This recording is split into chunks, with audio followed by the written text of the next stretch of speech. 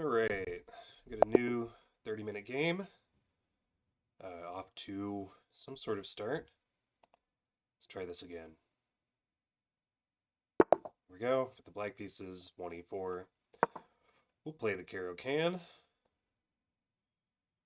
We're pushing 1100 elo, which is very exciting. And we've got someone who's taking the full center against the caro. That's encouraging. Knight to c3 is the main line, or was formerly the main line caro. We take with our pawn, they take with our knight, we develop our light square bishop, and then we'll push e6. There is a thought here of the alien gambit or some variation on it where knight comes out to g5 and then takes the f7 pawn, forcing us to recapture like this. But that's not what our opponent is doing here. Instead, they push f3.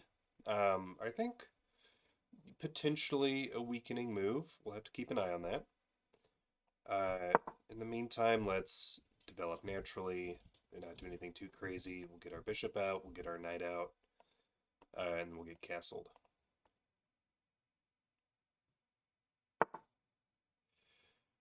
Knight comes out to f4, potentially threatening our b8 knight. I've seen it before where our opponent will just take this and sort of deprive us of this defensive resource. This also curbs the development of our dark square bishop. We can't come out to here because we only have one defender. So we come out here, they can take, we can't take back because they have their knight sitting there as a defender.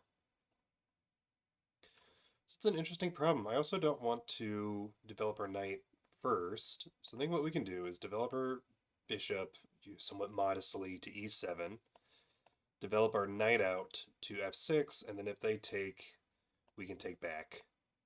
And this still gives us room for castling. If they want to take, I think that's fine. If they want to take here, I think that's fine.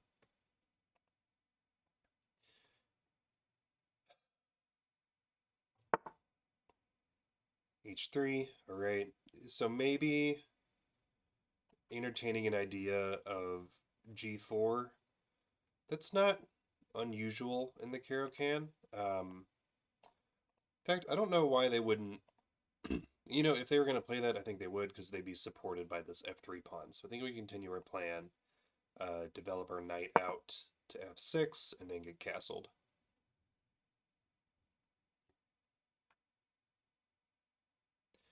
They do play g4, we have the opportunity to play g6, and if they continue their aggression, we can play h6, and then bishop all the way back to h7, where it sort of terrorizes this nice diagonal, which I very much like. Okay, so they take with check. We'll take back, as was the plan. Oh, this is interesting. This is very interesting.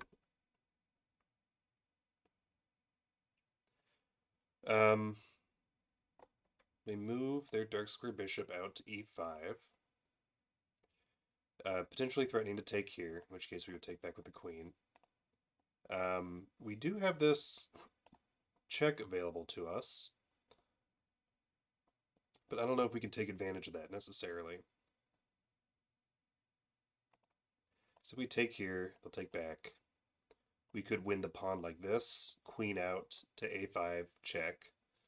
They need to put a piece in front of it, so something like this, and then we can take the pawn back with check. And I think that's a very nice move, also threatening this b2 pawn. So let's go ahead and take the awkward bishop.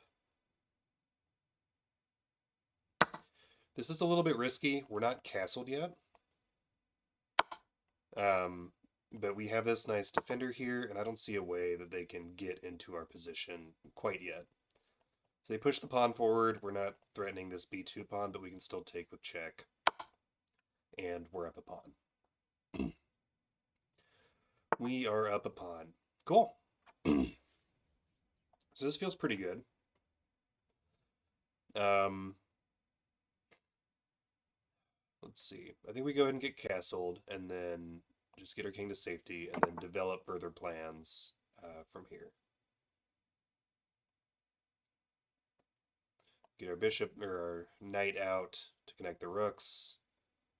Actually, that's a terrible idea because their queen is on this open d file. So we could get our knight out to a6. Their knight here is pinned, curbing the development of their light squared bishop. So I'm not too afraid of playing knight to a6, and then we can get our bishop out, hitting their queen.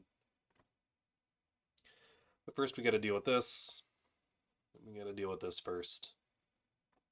Maybe just dropping our bishop back, as we discussed. And if they want to further harass it, we have h6 to create a nice little pocket for a bishop there.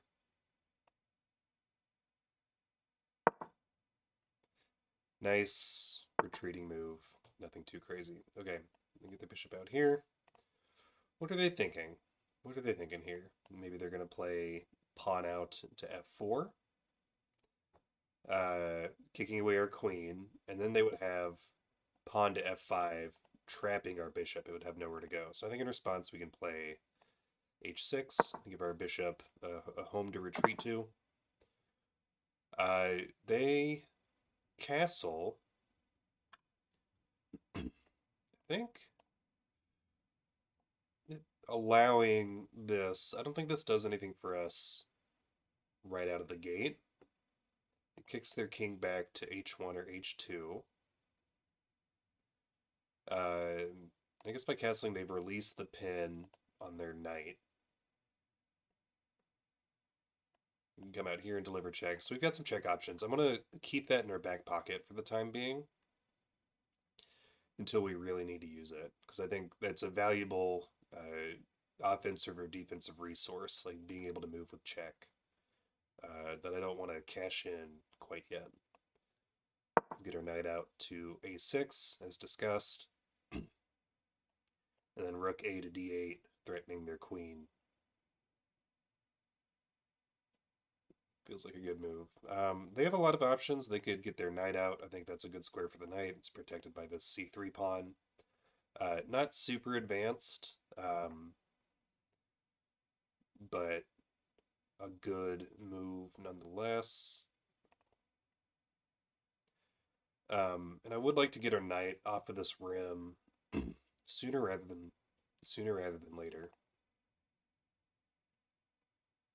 But first, I think we'll threaten their queen.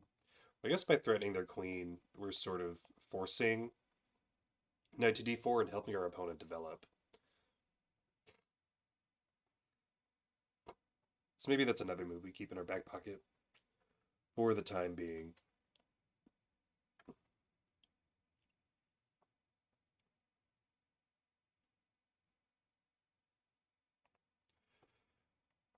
We could, what else could we do? Queen over to b5, another way to threaten this b2 pawn, which is often a weakness.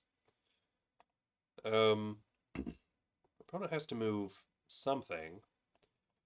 This pawn coming out isn't as much of a threat because we have ample spaces to move our queen, and we have this nice escape hatch for a bishop, so I'm not worried about that.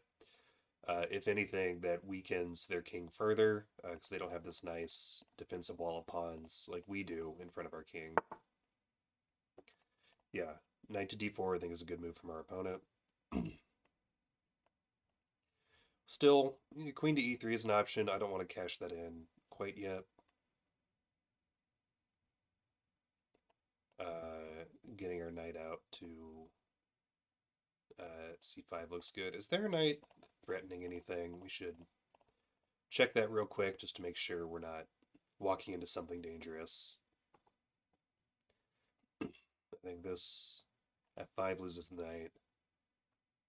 e6 loses the knight, loses the knight, loses the knight. And these are all pretty reserved positions. So I think we're in a safe spot. I think we're in a safe spot for now. Maybe we move our knight forward. Maybe we move a rook to the d file, which is open. It's the only open file right now. So it's a valuable resource, and that effectively pins their knight in place. I don't know if they have plans to move it further, but if they did, we will put a stop to those for the time being. That was fast. All right, so they move their rook out to e1, threatening our queen. Uh, many escape squares. Let's sort of look at our options. I like to take the time on these things. The queen is a very important piece, so let's take our time and figure out where exactly we can go. None of these on this e-file look appealing. This loses our queen to the king. These lose to the pawn. This loses to the knight. This loses to the pawn. I think queen to c7, allowing queen to b6 is appealing. One thing that comes to mind, if they do want to sacrifice their knight for some reason, their rook is supporting it, so they potentially have this dangerous rook. So maybe somewhere where the queen can continue to defend this e6 pawn until we can add another defender to it. Seems good in case they have like exceptionally aggressive intentions. Or the c5 square, pinning the knight to the king. That does walk into bishop or pawn to b4, but then I think we can pick up another pawn and their knight is hanging. So I like queen to c5. I like queen to c5. The one thing I would be worried about is this diagonal. Oh, and potentially forking. Ugh. But they'll be pinned to their king, so that's not too bad. There is this potential fork here on both of these squares, on both e6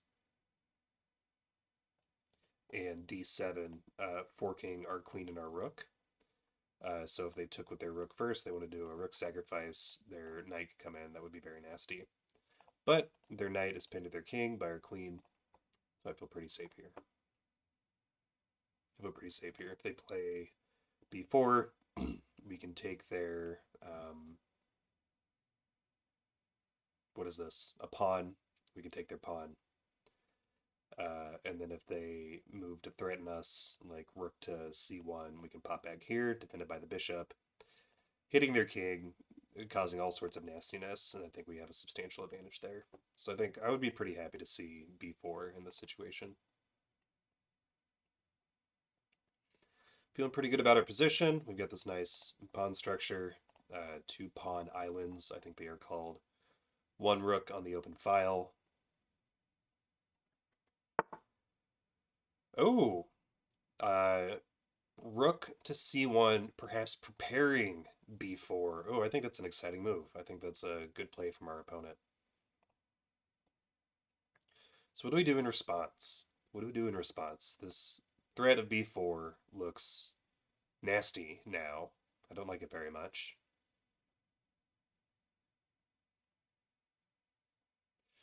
How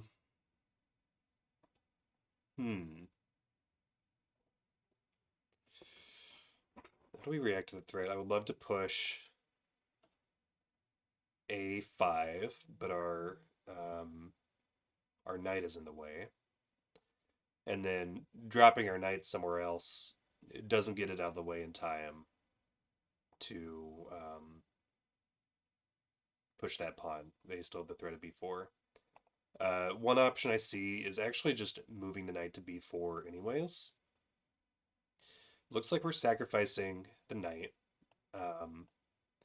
But this pawn has a very important task of defending this knight. So if we move our knight up there, they take here, we can take with our queen. And we've effectively traded knights. If they capture, we can capture back. And I think we still have a good position there. So knight out to b4 looks a little bit dicey. But I worry about our queen's positioning, and I think trading queens seems like a nice idea. If they don't take, what else might they do? They could move here to threaten our knight, in which case we have... Ooh, that's nice. We have knight to d3, forking their rooks, and it's supported by our light squared bishop. Cool. Let's give this a go. Also getting our knight off the rim, which I like very much. Marginally more active position. Still, I think the action is sort of happening around here, around the square.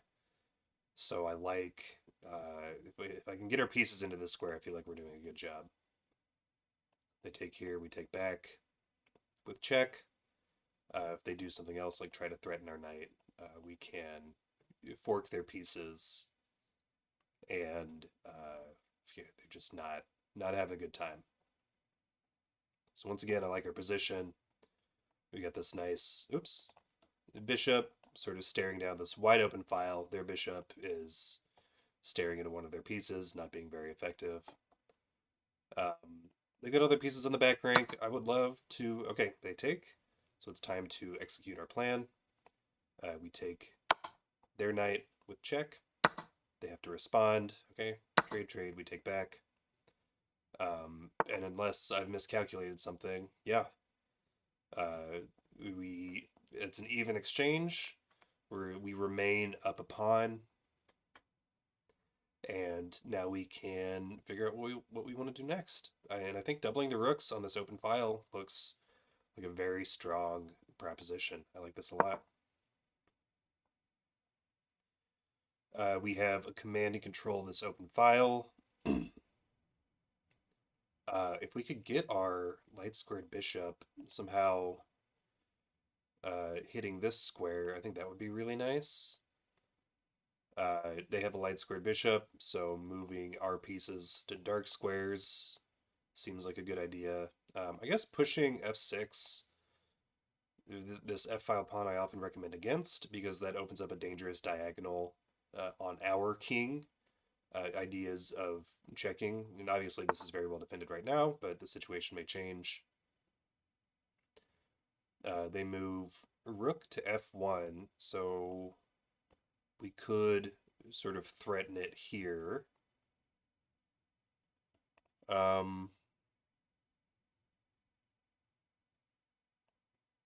But that inhibits our rooks from staring down this back rank. So maybe we just move some pawns. Maybe we just move some pawns for now. We could push up. I guess pushing up here makes this a weakness in our position. I don't want to do that quite yet. Maybe these pawns. This is a tough one. This is a tough one.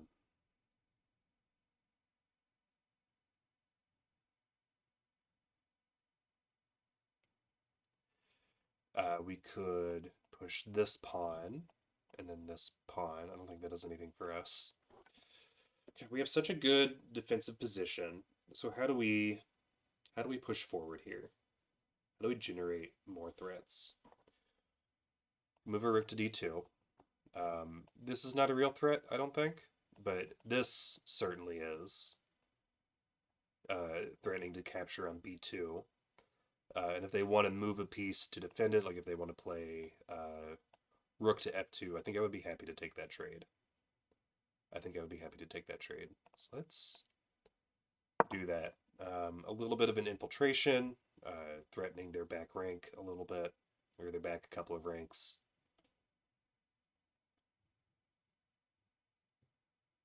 And if we are able to take here, we can move our other rook up to d2, then for real threatening to take on g2, to take their bishop, which has precious few squares to retreat to.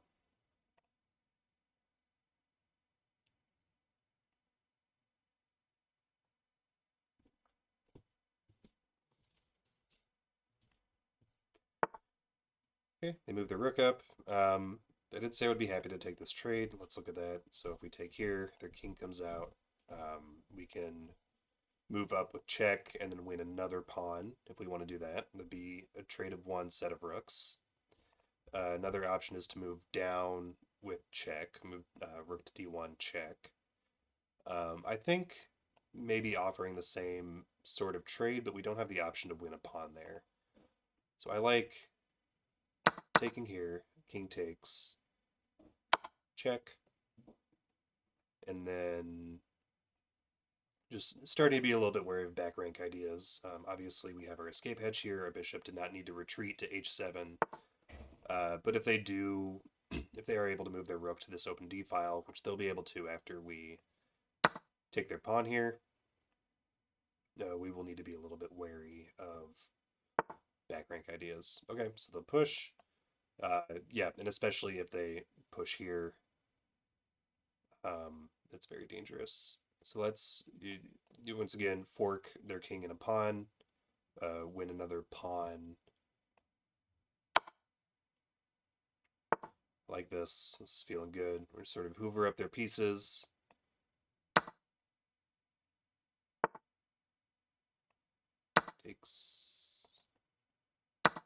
Takes, and I think we win another pawn here.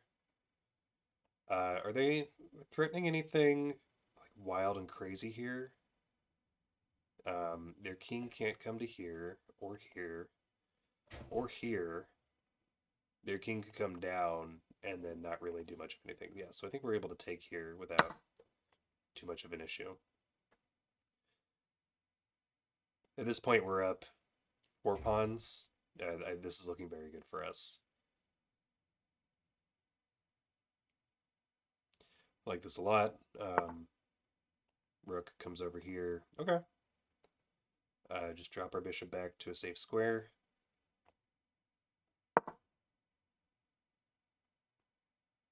Maybe offering another rook trade, which I think would be super in our favor. What we would want to do after a rook trade, I think, is get our pieces onto dark squares so they can't be hunted down by their light squared bishop, and then activate our king. So we'll see if our opponent wants to do that. I would be fine in that situation. Otherwise, I'm looking at rook down to a4, pinning their pawn to their king, and then capturing that pawn. But this is looking pretty good for us. We've got this nice pawn formation.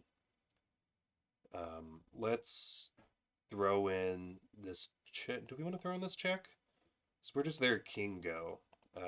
Not here, not here. Their king has to go to g3. And then I don't believe we have any, like, checkmate ideas. Do we need to do that? I don't think so. I think maybe we just take here.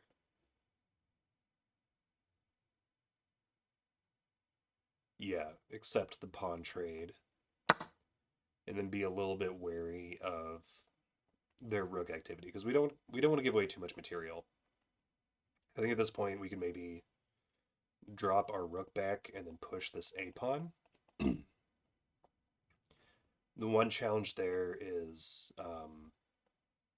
sort of the difficulty with having a rook protecting the promotion square is ideally you want a spot where you can move it out, check the opponent's king, and then while they're moving their king out, then you can promote your pawn.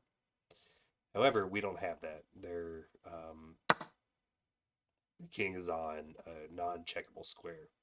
Maybe it is a good idea to throw in this check, try to scare them off onto a square that maybe can be checked. So not this one, but maybe we'll get there. And then back to the task at hand. Promoting a pawn, I think, is probably our next maneuver. So I think this is probably the best move. If we move our pawn to a6, the rook simply takes on b7, which we don't want to allow. We don't want to give away pieces if we can afford it. So let's move our pawn up to b6. Now they're protecting each other.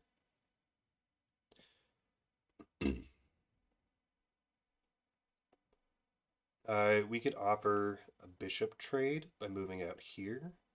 We could scare their rook away by moving to d3.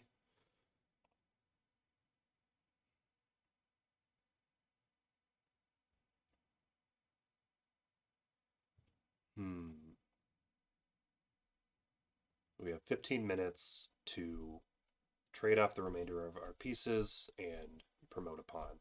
So if our rook wasn't in the way, we have 1, 2, 3, 4, 5 moves to promote, and their king has 1, 2, 4, 5 moves to react. So I think we could promote and their king wouldn't be able to get away, like if all of our minor pieces vanished off the board.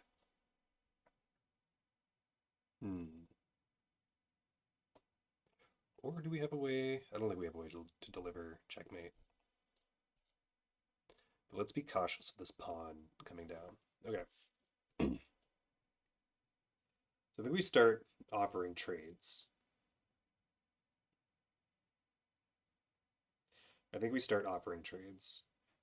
Let's start with the bishops, because I think the bishop will be very able to effectively harass our pieces.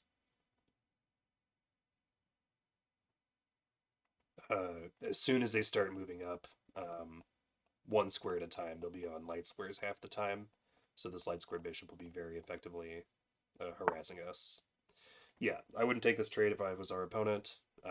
It's a bad trade. But maybe that allows us to... Oh gosh, let's see.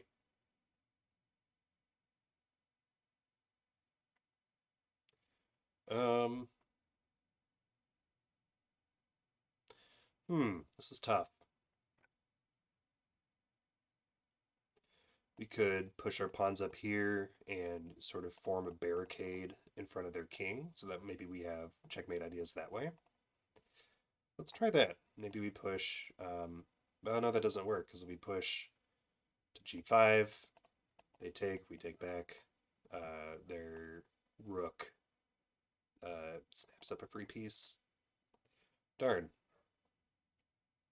Let's move back.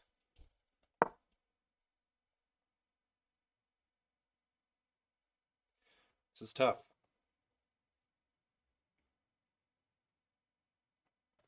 Maybe we just, move our rook back and start pushing this pawn. I think that's the move. Moving our rook back gains the tempo too, because they have to move their bishop out of the way, or they have to move their king in to defend it. And then we just start pushing. Yeah, and if they take this, that's fine by us.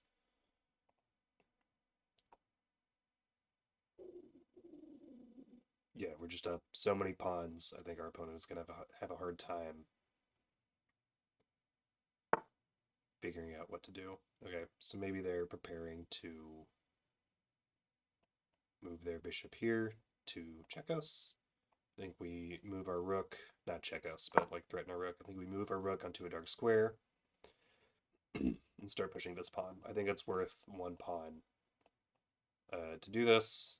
Our king, or our opponent's king, is on a checkable square now, so we will be able to, once our pawn is on the promotion square, or just before the promotion square, a2, be able to move our rook out, check, pawn promotes queen, and then these pieces like protect each other, which is a neat promotion mechanism that I really like. Do that. They will likely take. Obviously, B, C, D, and E are all super open files. We still have our escape square if we need, if they get any back rank ideas. But I'm willing to sacrifice a pawn here. Okay. Oh, cool. So we can't take here because they take us. I'm sure our opponent is looking at the idea of our bishop back to h7, and then potentially getting their rook down onto c8 or on the back rank, and this would deliver checkmate because their king wouldn't have anywhere to go. So that's a clever idea. Good try by our opponent. So where can we move that's not h7? Let's look at all of our options.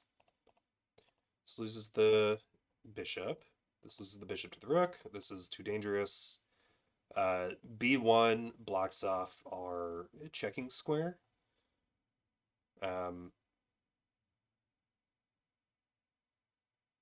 So maybe C2. Let's do C2. And they have a fairly advanced pawn that I do want to keep an eye on.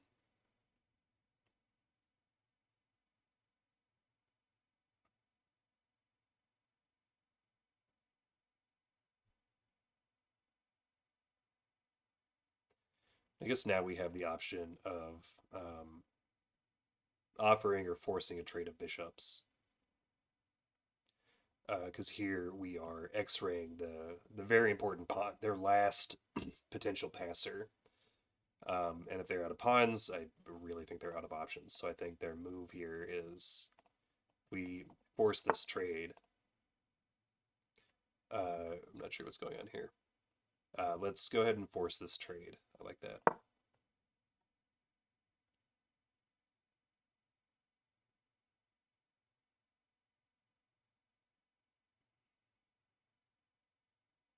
They can take the trade or lose their last pawn. All right.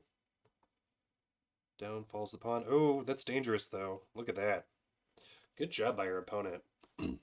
So if they get their pawn, or if they get their rook over here on the back rank, then we lose the game. Very clever. Very clever.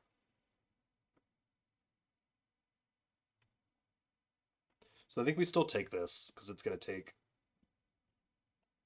2 moves for them to accomplish this. I think in that time we can take. They move out to an open file. And then maybe we play g6, both blocking off the bishop and creating an additional escape square for a queen, since h7 is no longer accessible. Expecting to see, like... Oh, no. Oh, no, we lose our bishop. Oh, big mistake. Oh, shucks. Oh, shucks. Okay. I think maybe we can win a different piece. Okay. Big mistake on my part. Let's take a look at rook to a4 check. So they can move to any of these squares. This is guarded by a pawn, so they can't go there. So here we could potentially win a piece. I don't think this actually wins us a piece, because I think most likely, like, if they move up, they'll probably move close to their bishop, and then we could move back and, like, pin the bishop to the king, but it won't work. If they move down, I think we would have more of a chance, but they still have that space. I guess if they move down, we would be able to win the rook. But I don't think that's worth... Is that worth the extra tempo? No, I think the better move is just push our pawn all the way up the board as quickly as possible, and hope we can get something promoted. Still keeping an eye on back rank ideas, which I think would be very fruitful for our opponent. So if their rook moves out, yeah, there we go. Good try. Now going for our b6 pawn. Oh, no. Another thing to be aware of, the square where we would move out to check their king is guarded by their bishop. So we could trade a rook for a queen. I mean, obviously it's a great trade. But now this check is looking more appealing. That loses us a tempo, but potentially makes our promotion that much more favorable.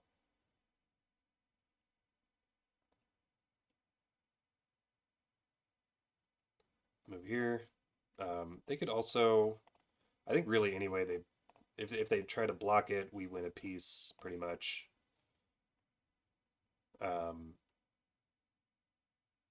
But if not, we return to a1 and then continue pushing our pawn.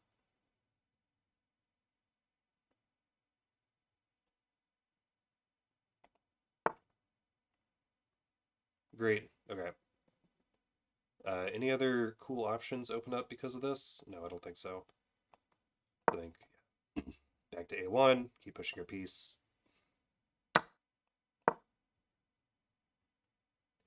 Um, Also potentially dangerous. King to f6, rook to b8. Um, we do have king to g7 in this case. Um, Ooh, that's very dangerous. Because if they play rook to b7. Well, no, they don't have a way to accomplish this. I guess they could play like rook to b8, drive our king to h7, rook back to b7, and then if we don't do anything against that, they have bishop takes g6, and our f7 pawn is pinned. Like the rook would be x-raying the king. So that's something dangerous to look out for. That would take a long time to set up, and I think we have h5 as opening a new escape hatch for our king. Although, with their king here,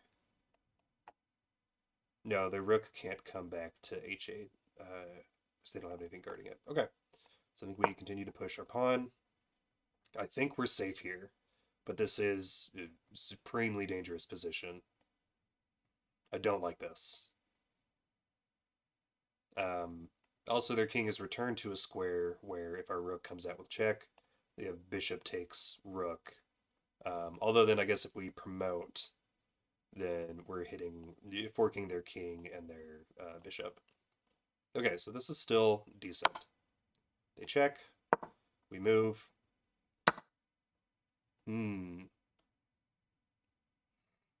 King takes. Oh, I didn't see this. Oh, that's not good. Our opponent's playing very well. So now they have bishop takes g6 checkmate. I think so, because all of these are locked up. This is all locked up by the rook. So I think our play here is h5, opening up this additional escape square for our king. They take, we escape. Rook comes in, we're out. Jeez, brutal. Incredible plays by our opponent. This is very exciting. So where can we go? I think a dark square is safer. Dark square towards the center of the board, because we don't want to be checked by their bishop. So I'm going to try to stay on dark squares. I'm going to avoid first and third rank so that their rook cannot deliver check and x-ray our king. So I think in this case, well, I guess if I move up here, they don't have a way to do that. So I think, yeah, that's the move.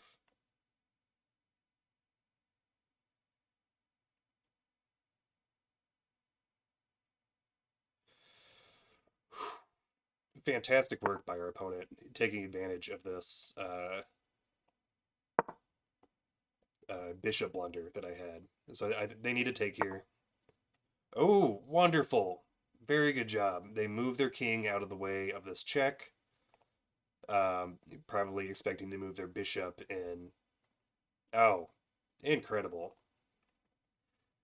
So I think I'll move my king here, expecting bishop to f7, and then we can move out with check, promote, and then we're in the clear. Let's see if it works out.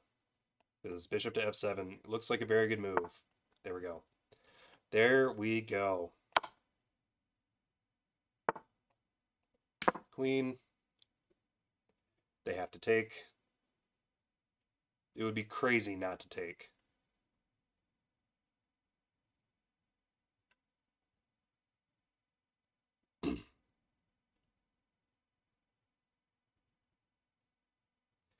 And then we'll have a king and a rook against a king and a bishop. Which I honestly don't know, like, theoretically, is that solved? Maybe. Um, but I don't like our opponent's choices here. Yeah, they got to take. We'll take back. And now we will just try to corner their king. We just need to get to here, basically, sort of opposite each other. And then we move our rook down to a8. And I actually think, even though our kings are not directly opposite each other, I think this might be checkmate, because these two are covered by our king. The square is covered by their bishop. Oh, that's tough. And then these two will be covered by the rook. So I think here, they can move their bishop in front. They lose the bishop. Oh, tough break for our opponent. All right. And now we'll deliver checkmate with the king and a rook. We'll create a box and make it smaller and smaller. Let's get our rook over on this side.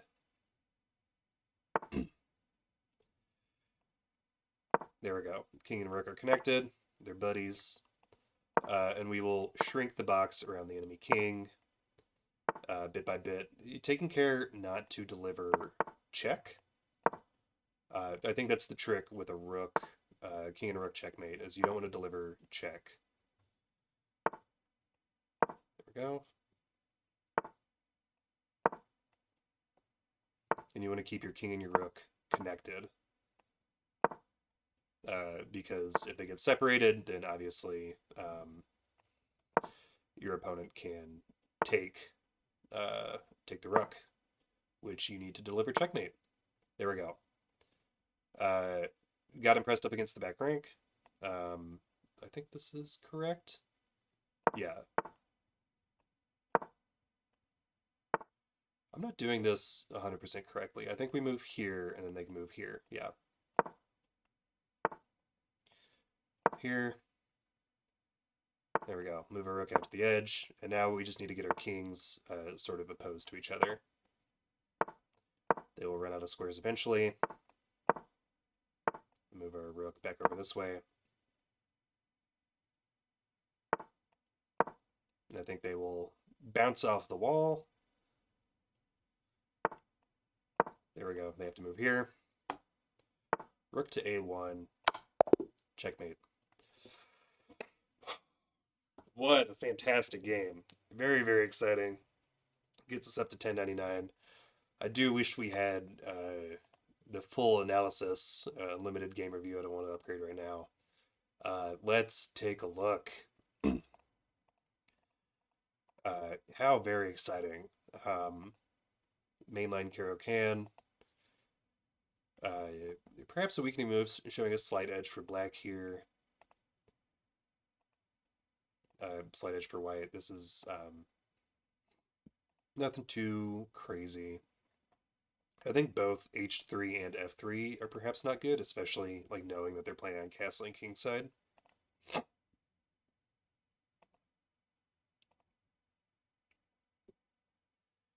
Queen to h4 check looks promising. We pick up that pawn. That was a good tactic. Yeah, we were able to snap up a number of pawns without too much hassle. I remember agonizing over this queen to c5 move, and I wonder... Queen to c5 shows pretty good. Queen to c7 also shows up as a good option. I like either of these allow access to the b6 square, which is sort of like a classic queen move, like queen d8 to b6 is a classic caro-kann maneuver, often both hitting the b2 pawn and then the d4 pawn, or like whatever's sort of in the way there. A lot of times the caro-kann, especially in like the advance or the exchange, there will be a pawn on d4 and you just pressure. So I'm glad that move worked out. This was a cool maneuver, still showing an advantage for black. Double our rooks, start snapping up pawns.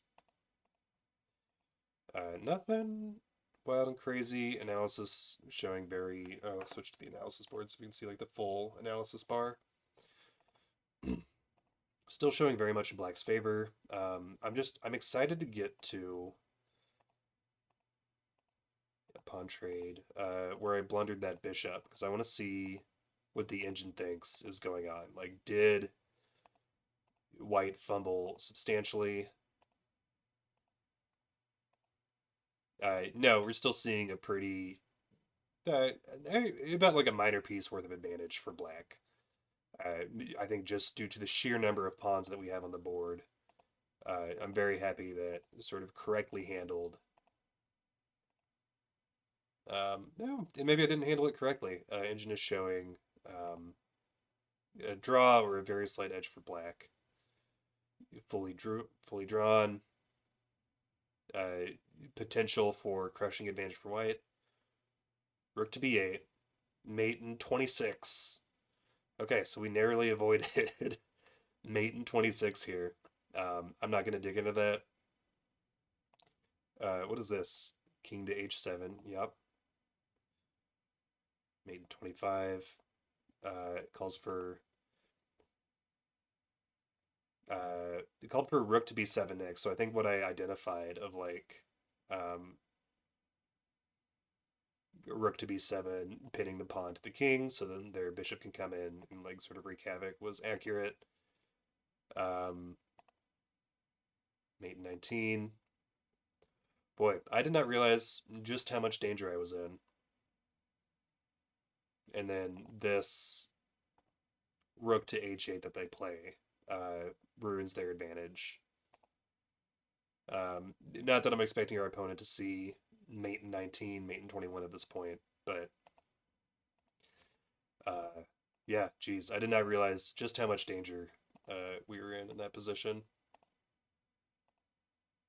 And then where's the crushing blunder? I think they move their king to g7, correctly moving out of the checking zone. We move to f4, and then I think bishop to f7 will be the killing blow. Well, it still shows tie or very slight edge for black, so obviously g1 check. They move out of the way, promote, takes,